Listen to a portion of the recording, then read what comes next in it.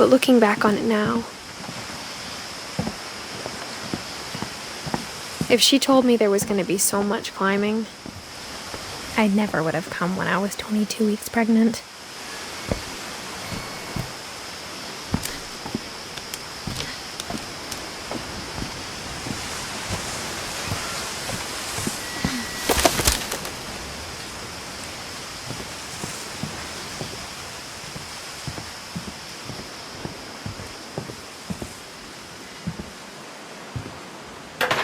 I never met Grandpa Sam, but I think he and my mom had a lot in common.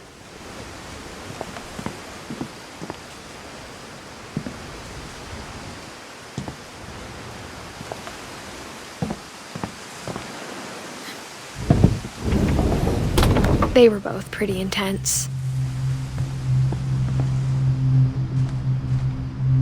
Sam spent his life shooting photos, but Mom said he got nervous being in front of the camera. I guess we're all afraid of something.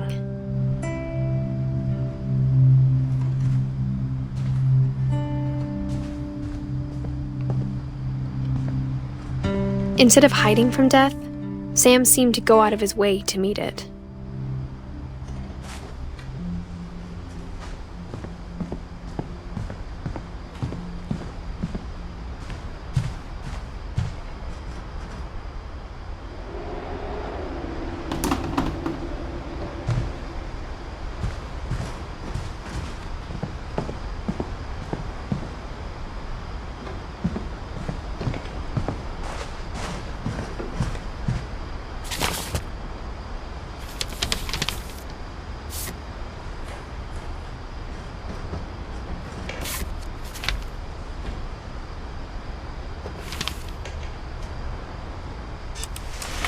Dawn, I promise, you'll never forget this weekend. Yes, sir. These memories are gonna last a lifetime. Am I gonna have to shoot anything? It's a hunting trip, Dawn. Shooting is strongly encouraged. Perfect. It's gonna rain the whole weekend, isn't it?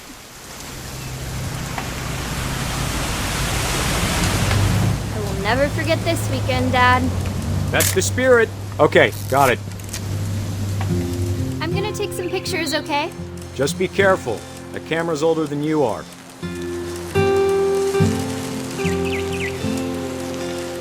Definitely should not have drunk all that coffee. Hey! That's a keeper. I'm just saying, I'm not always gonna be here, Dawn. You'll need to remember this stuff, if you want to survive. I'll be fine, Dad. You know who else thought he was gonna be fine? Some guy who died. Dawn, I'm being serious. I know, Dad. You're always serious.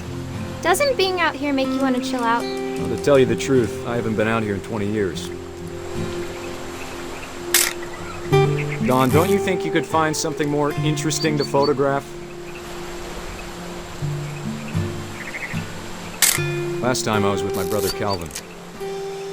Man, that was a great trip. Your grandpa Sven taught us how to fish, how to build a fire. We found an old logging trail. There were deer everywhere. I bet if I could remember where that trail was, we'd spot a buck for you in no time.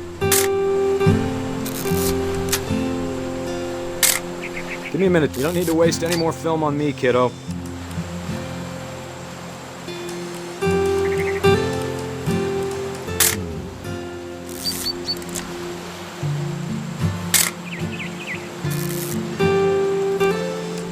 Let's see.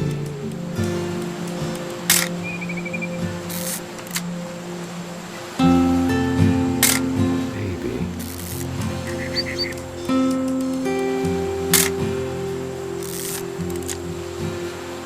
Or was it?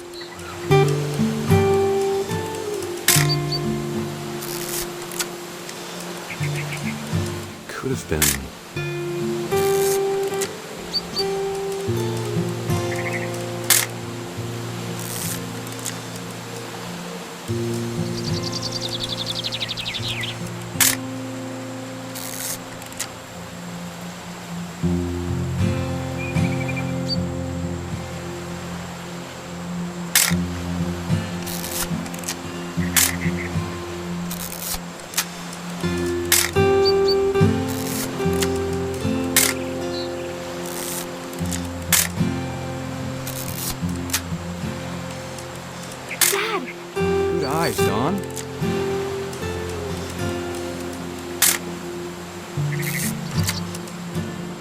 Before you take the shot, let me get a picture of you.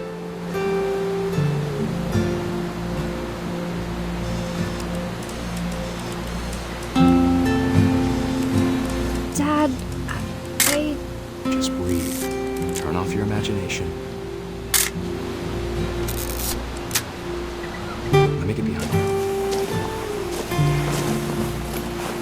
Do I have to do this? Dawn, you don't have to do anything. But if you want to survive, you'll need to be strong. Great shot, Dawn!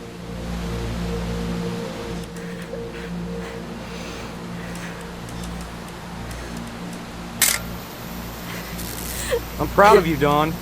Always remember that, okay?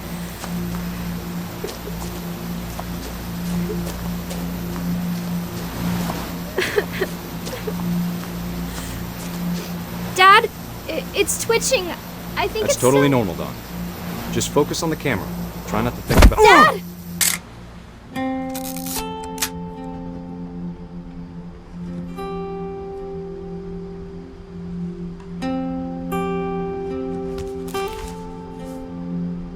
Of all these stories, that's the one I wish most that my mom had told me.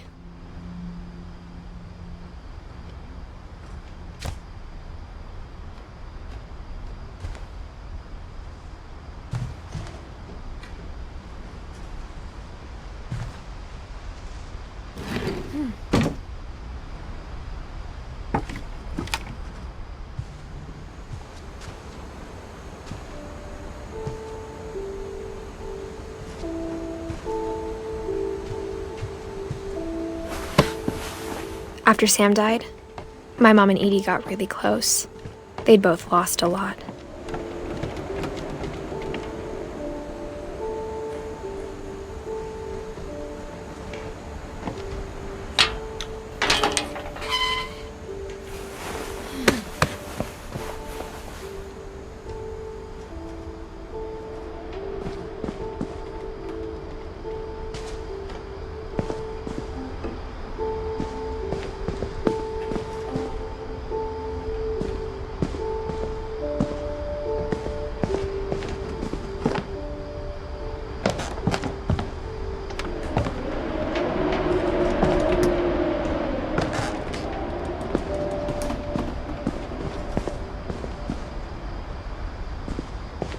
I can't imagine my mom ever writing poetry, and yet...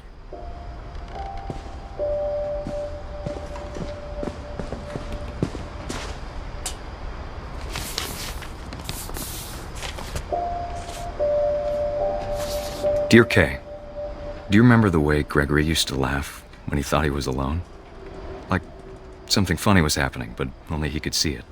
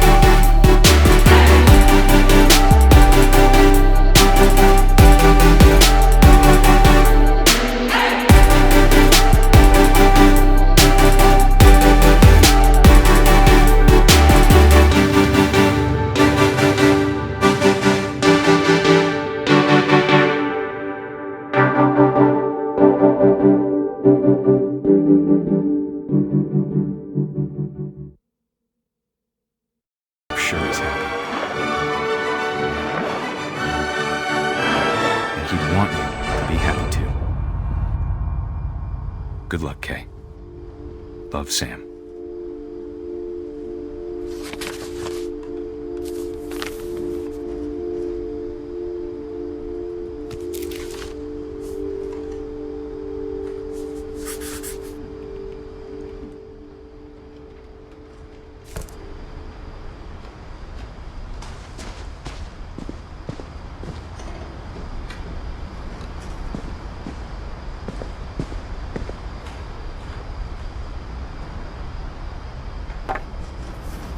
A poem for Gus, who always said the wedding was a bad idea.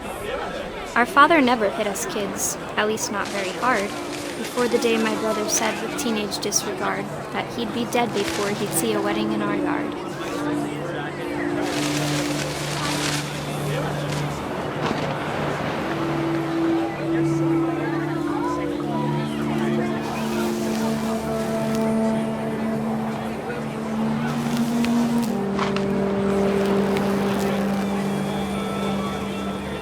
My father made him come, of course, but Gus stood far apart, just flew his kite and bottled up the storm inside his heart.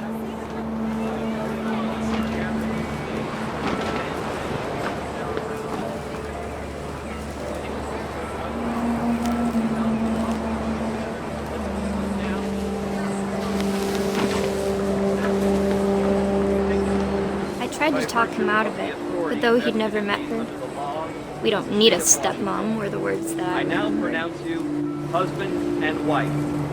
You may kiss the bride.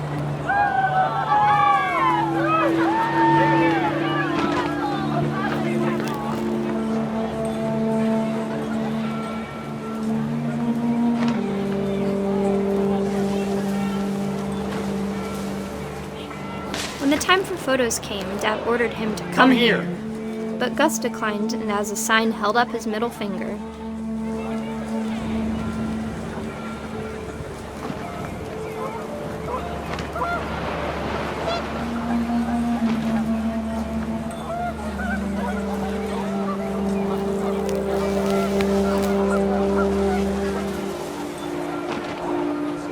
The wind picked up, and panicked geese appeared and quickly went.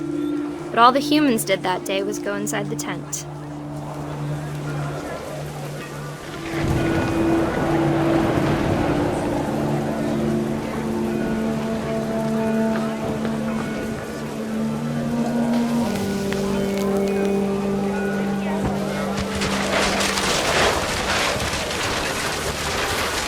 The rain came down in buckets then, but no one seemed afraid that nature might destroy the tent our dad had crudely made.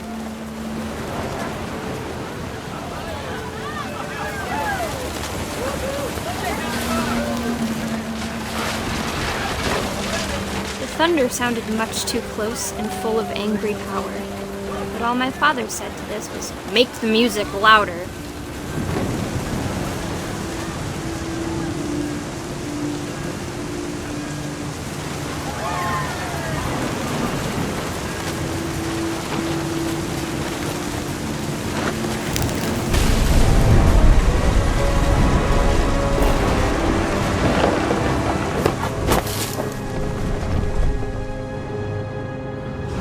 I wish that I could truly say I thought about you on that day.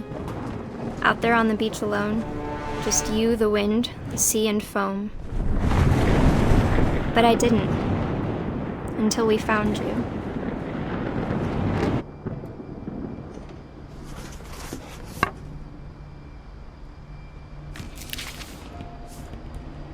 She never talked about him, but Mom told me once if I was a boy, they were going to name me Gus.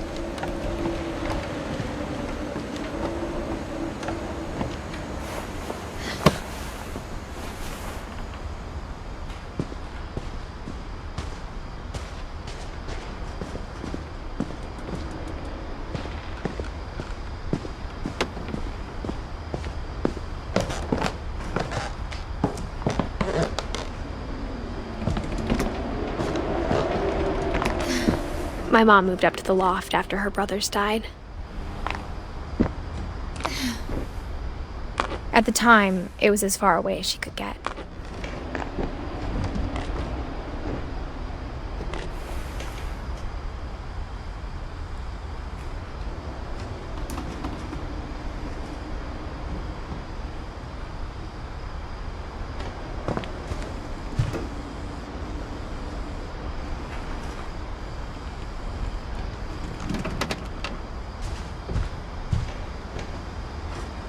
She spent a summer building houses in Calcutta, where she met my dad, Sanjay.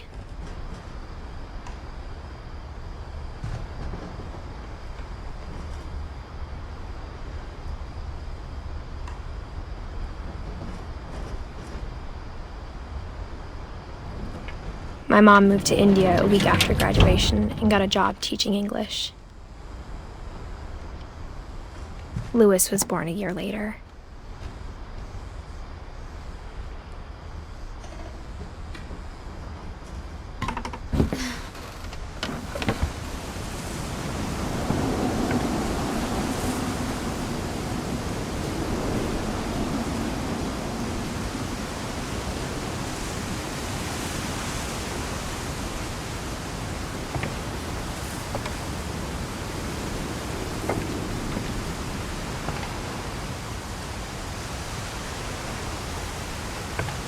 When my dad died, I don't think Mom knew where else to go. I'm sure Edie was happy to have her back.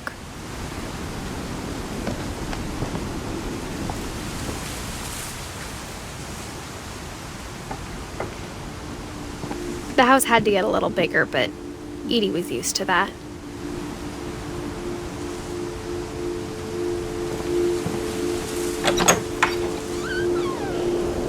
And for a while, things were good, almost normal.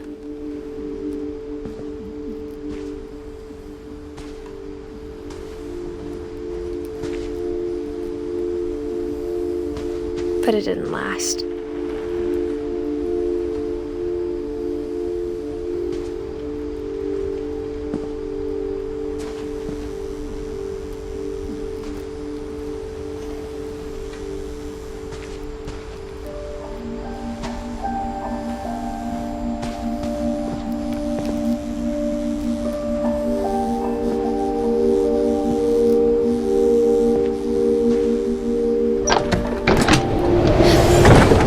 The beginning of the end was Milton's 10th birthday, when Edie gave him a castle.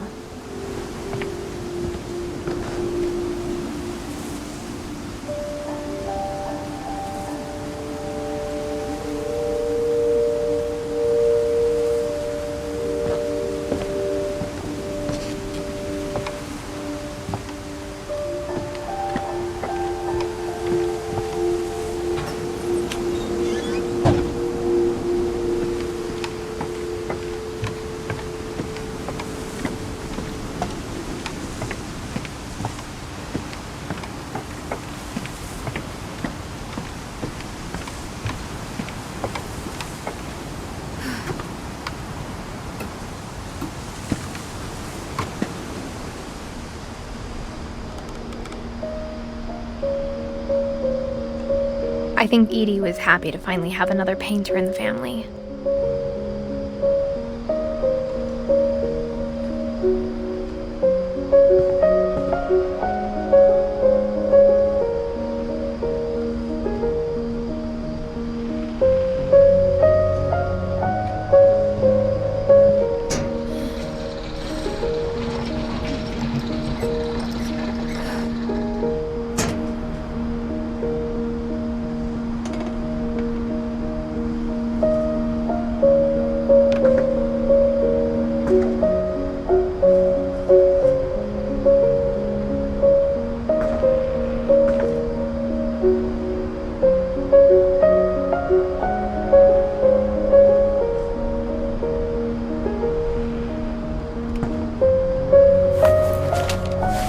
Milton Finch in The Magic Paintbrush.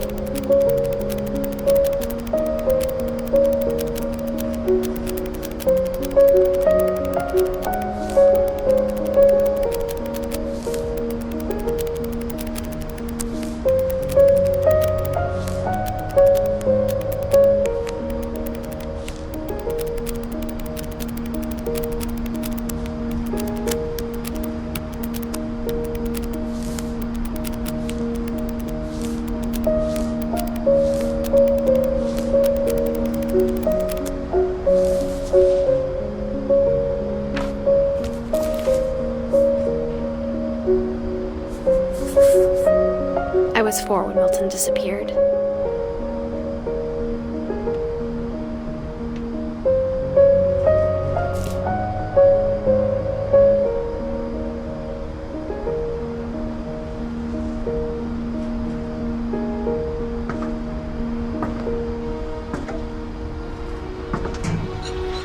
Mom spent months searching for my brother. Then she sealed the doors.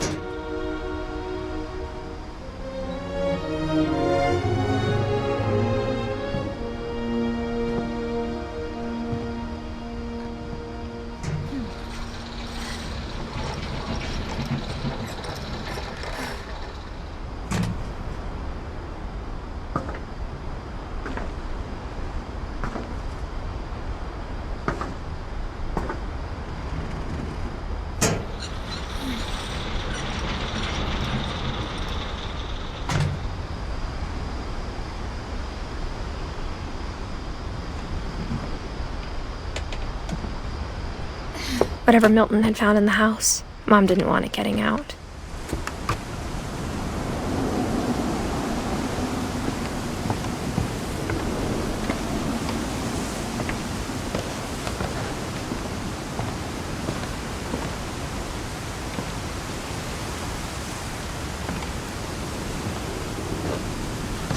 Mom definitely blamed Edie, but I think Louis blamed himself.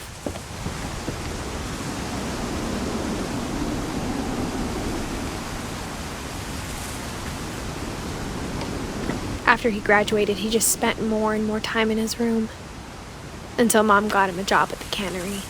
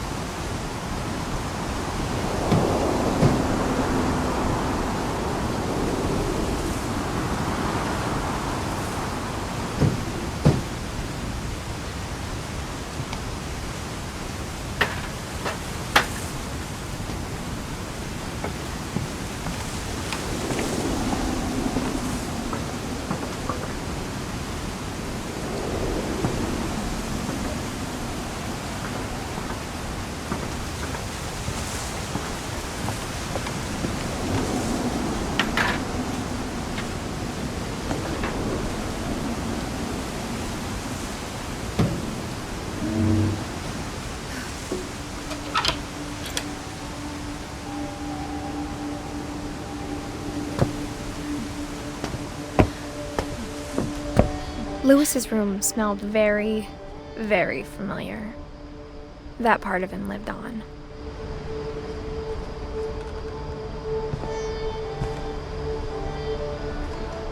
He was so proud of being Indian. I think for him, it was a way to be something other than just a Finch.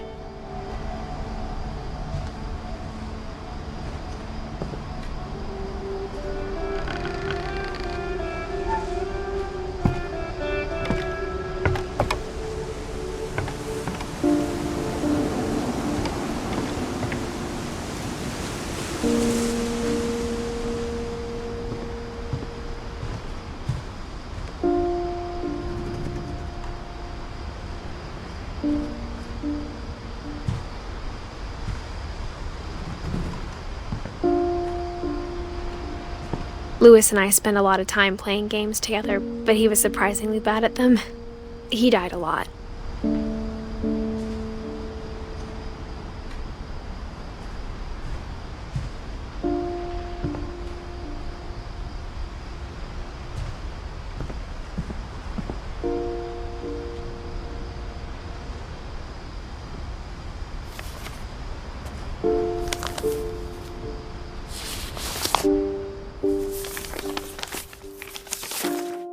Dear Mrs. Finch, as Louis's psychiatrist, I can understand your desire for an explanation. As I see it, the trouble began in January, shortly after we convinced your son to seek treatment for substance abuse. Newly sober, I believe Lewis first noticed the monotony of his daily life.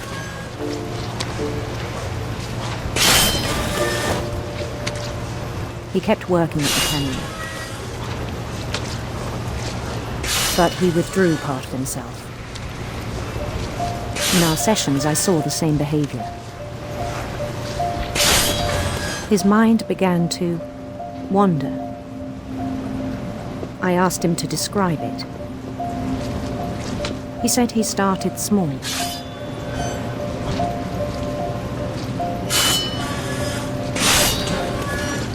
Imagining a labyrinth. He'd feel his way about. Then something moved. Bats. And toads.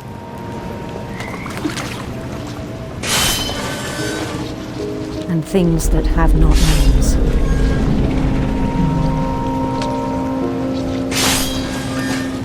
He knew it was all in his head.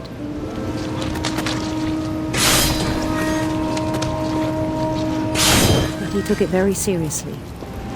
I had hoped he'd find himself.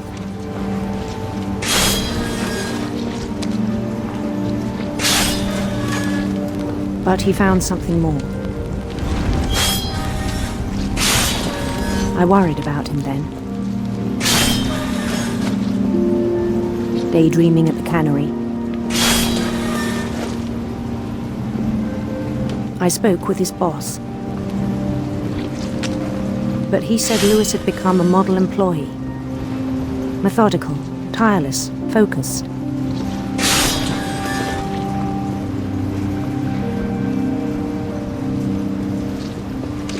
Like a whole new Lewis.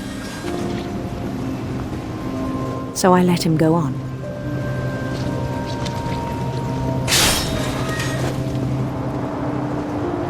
I even encouraged him. It seemed very promising at first. He told me he'd made a new friend.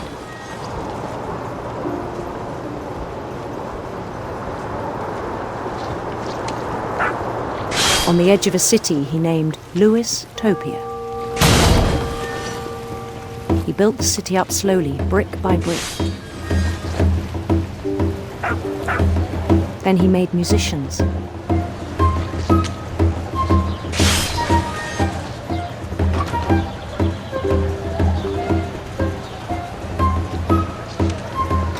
And songs for them to play. He talked about starting a band. And he was always humming something. Every day his imagination grew stronger.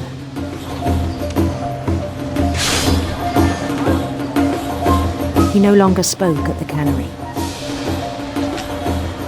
But his chopping was as reliable as ever. Then one day it struck him that all the cheering crowds, even the stones under his feet, were all in his imagination, so he could do whatever he wished.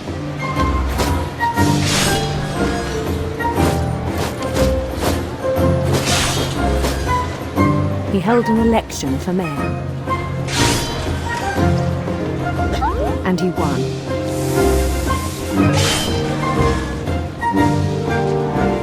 They begged him to stay, but his mind was already wandering. It became a game for him.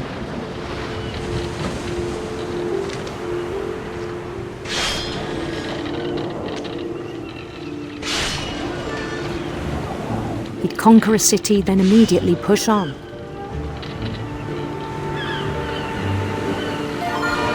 New Louisville.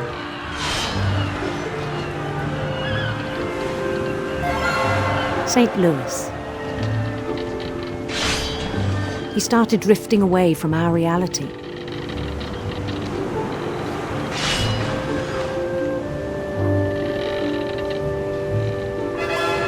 Minneapolis. Until one day he forgot to go home from the cannery. Even as his mother pleaded with him, part of Lewis kept sailing on.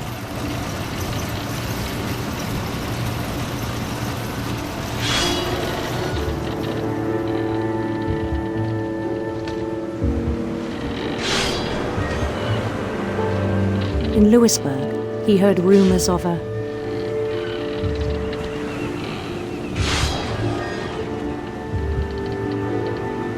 beautiful prince.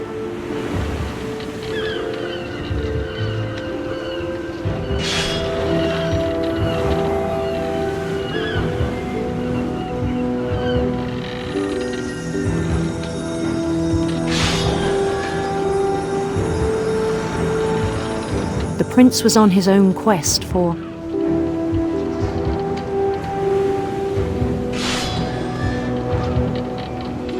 radiant rainbows.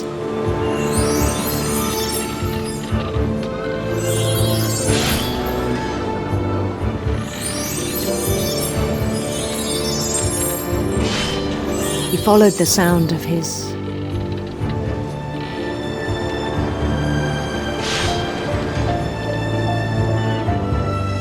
silver harp.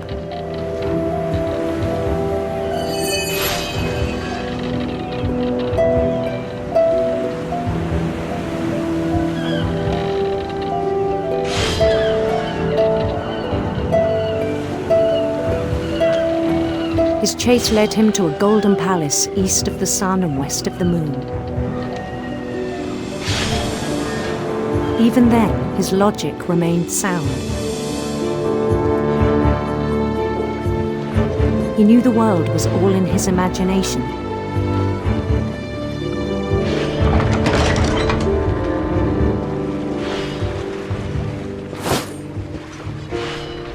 But he was so proud of having created it.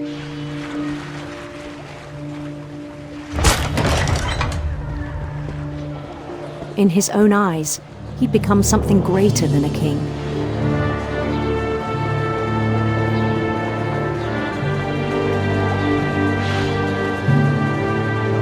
For someone who'd never known success in the real world, I think it was overwhelming. And then it struck him that the real Lewis was not the one chopping salmon, but the one climbing the steps of a golden palace.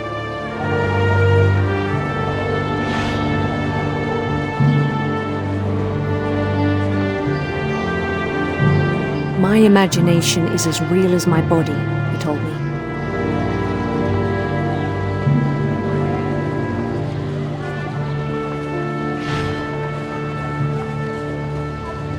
It was hard to argue with him.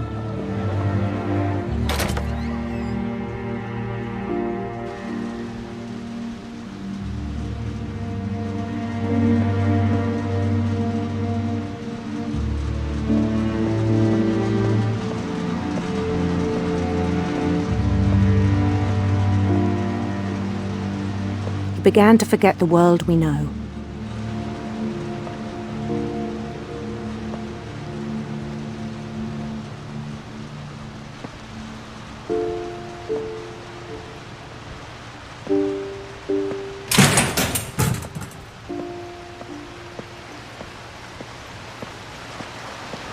I think it pained him to remember Lewis, the cannery worker.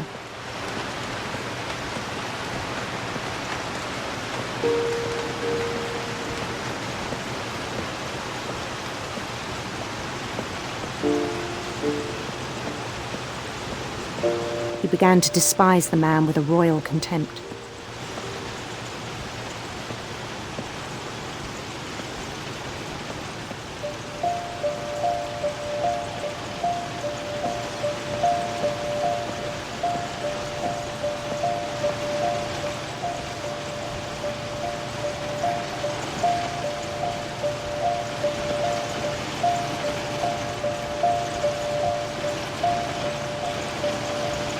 I still thought I could save him.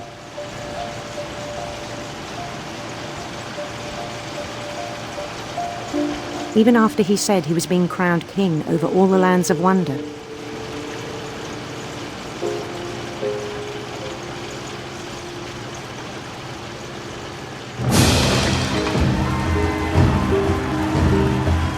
palace would be packed with his companions.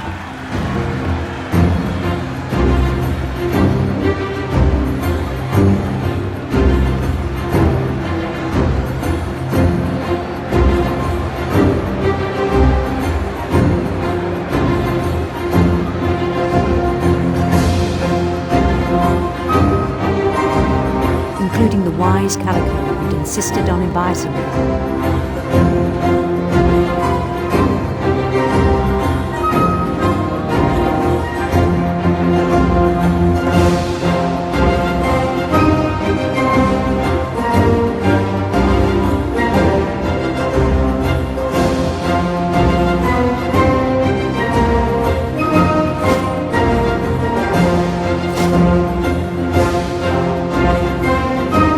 His prince waited, holding his crown.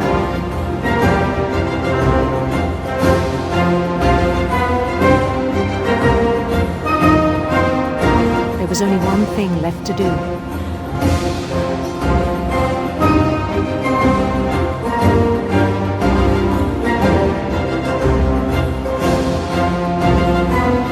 Bend down his head.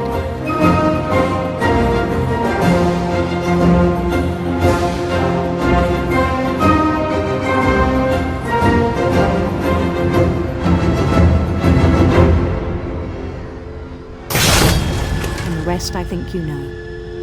Mrs. Finch, your son was a kind man who will be missed by all of us who knew him.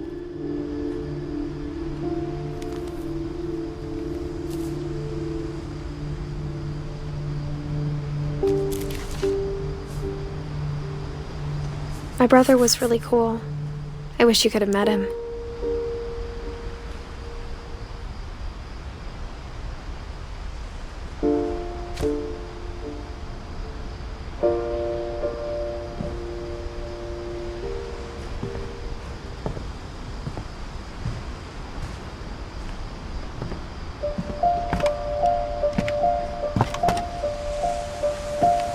On the way back from Lewis's funeral, my mom told me to start packing. She waited until the day before we left to tell Edie. I'm not sure if she wanted to make it easier or harder.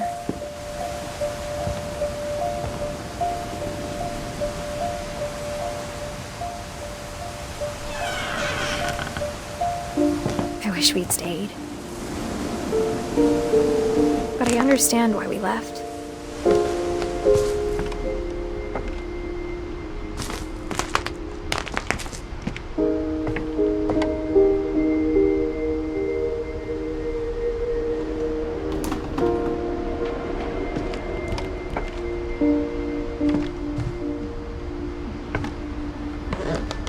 My mom ended up leaving everything behind.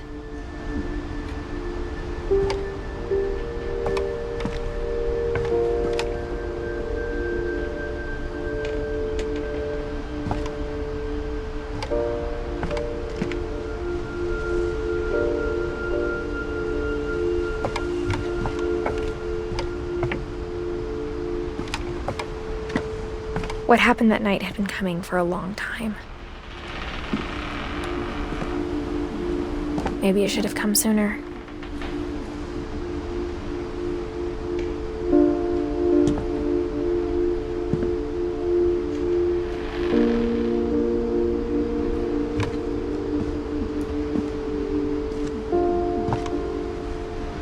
But it had to end one way or another.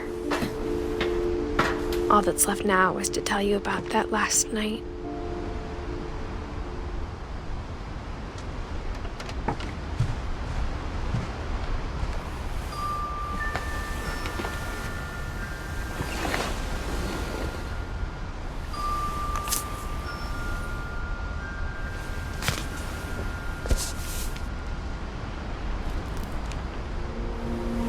That whole last day, Edie just watched us pack and didn't say a word. Until supper, when she raised her glass and said, "To our final night together, and all our final nights apart." Grandma, you know what I said about alcohol. Some of your medications are very Edith, specific. I left a present for you in the hallway. Why don't you go open it? The grown-ups have to argue I'm sorry, you're right. We're all leaving tomorrow. Let's just enjoy our last... I'm not leaving. Edith, you're excused.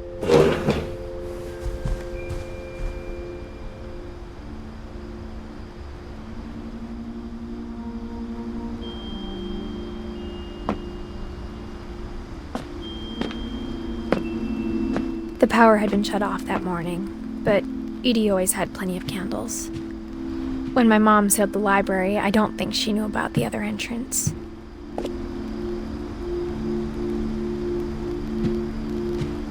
Or that Edie had a key to it.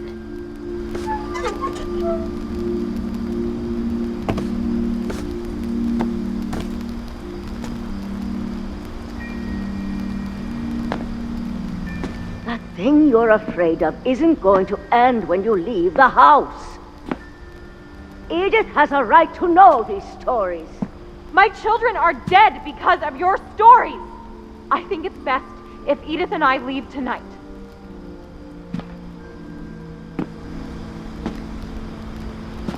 We'll have the nursing home send a van for you in the morning, okay?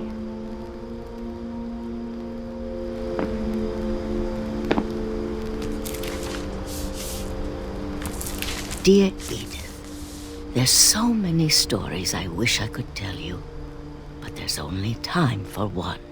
This is about what happened on the night you were born. That night, the tide went way, way out.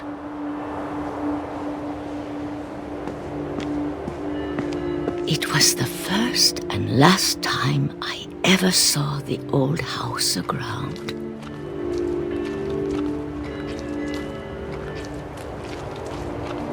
There'd been an earthquake out in the middle of the ocean. They called it the lowest tide in 1,000 years. God, it smelled awful. You know, I've seen that house every day of my life.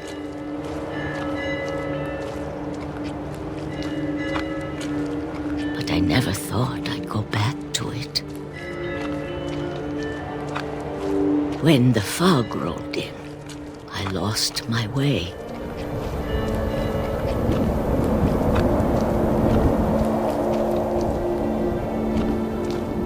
I got turned around.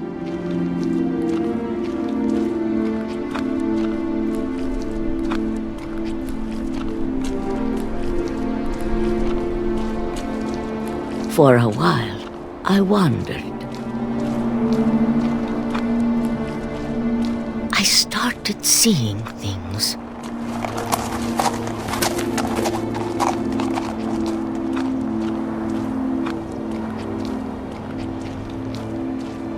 Things I'd forgotten had ever existed.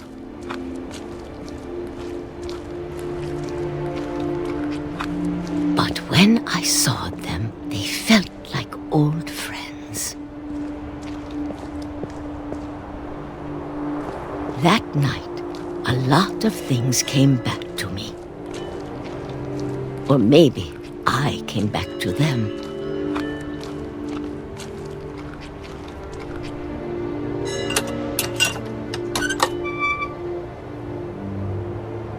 Things I can't explain, but that I need you to try and... Edith, what are you doing in here?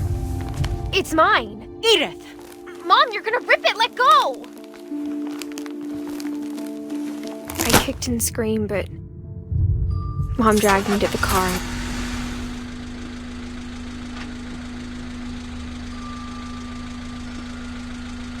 I never saw Great-Grandma Edie again. The next morning, the van came to pick her up, but she was already gone. After that, we moved around a lot.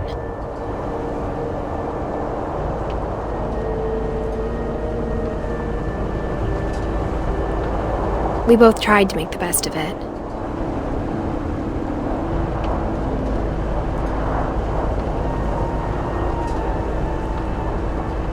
A few years went by.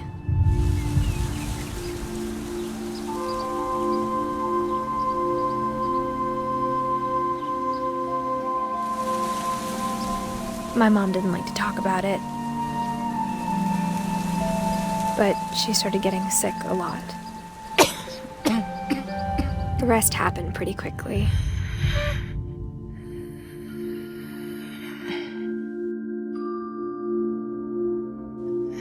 She got better for a while, and then she didn't.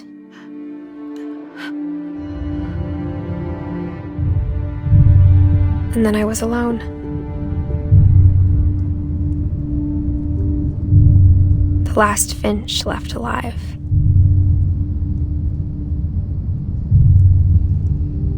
Until I found out about you.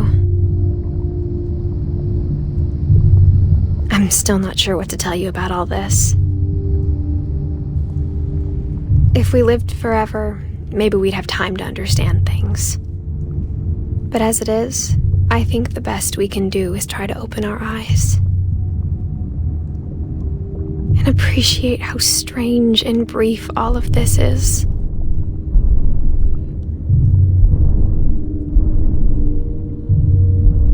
This journal was supposed to be for you.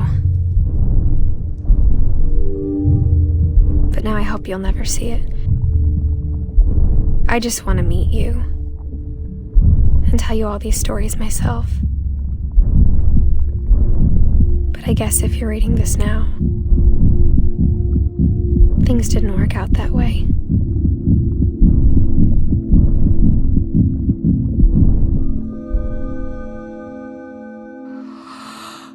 This is where your story begins.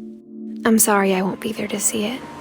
It's a lot to ask, but I don't want you to be sad that I'm gone. I want you to be amazed that any of us ever had a chance to be here at all. Good luck.